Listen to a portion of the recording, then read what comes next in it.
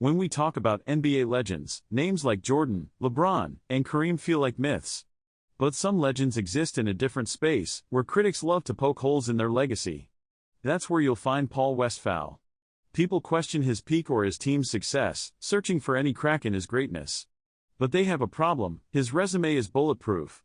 An NBA champion, a 5-time All-Star, and a 3-time first-team All-NBA selection. This is the story of why Paul Westphal is an undeniable legend whose name deserves to be shouted from the mountaintops. The first question for any legend is, did he win a ring? For Paul Westphal, that answer came early. Drafted by the Boston Celtics in 1973, he joined a team of icons.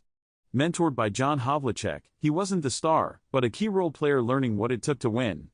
That lesson paid off in the 1974 NBA Finals against Kareem's Milwaukee Bucks. In a decisive Game 7 on the road, the young Westphal was crucial, putting up 12 points and 6 assists while locking down Oscar Robertson. The Celtics won the title. In just his second season, Westphal was a champion. That first, non-negotiable part of his resume was locked in. In 1975, the Celtics traded Westphal to the Phoenix Suns, handing him the keys to the franchise. He didn't just drive, he flew.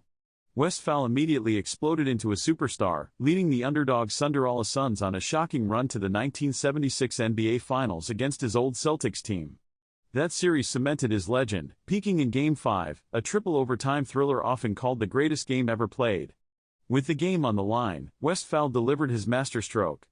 Down 1 with a second left and the length of the court to go, he did the unthinkable: he intentionally called a timeout the Suns didn't have. It was a technical foul, giving Boston a free throw.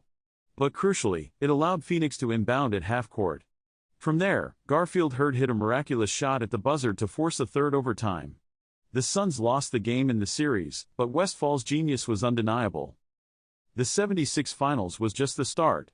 For the next 5 years, Westphal was simply one of the best players on the planet, and the facts are undeniable. From 1977 to 1981, he was an All-Star every single year.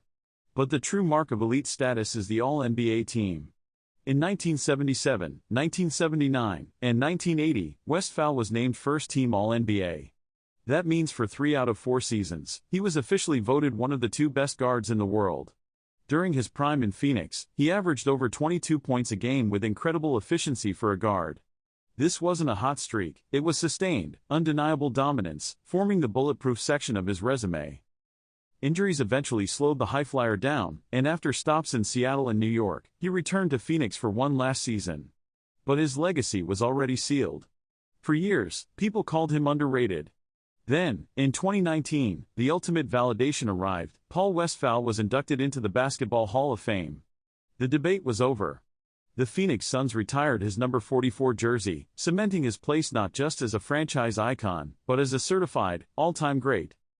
Paul Westphal passed away in 2021, leaving behind a legacy of brilliance and quiet dignity. His career is the complete body of work: a championship ring, sustained superstar dominance, and the ultimate validation of the Hall of Fame. It's a career that holds up to any scrutiny. So where do you rank Paul Westphal among the legends?